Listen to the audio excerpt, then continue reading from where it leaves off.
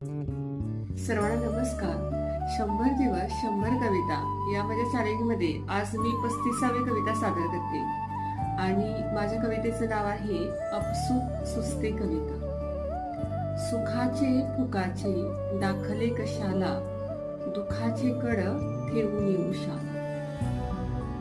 उन्हाच्या घराला सावलीचे कवडसे, मनाच्या स्पंदनाला आठवणींचे उसासे. झाडांच्या नशिबी सावलीचे वावडे, प्राजक्ताचे सावलीतच पडती सडे. सागराच्या उधाणाला ओहोटीची मर्यादा, नदीचा किनारा रुंदावतो कितीदा. तुझ्या जीव घेण्या नजरेस टाळता, अशी आपसुक सुचते कविता.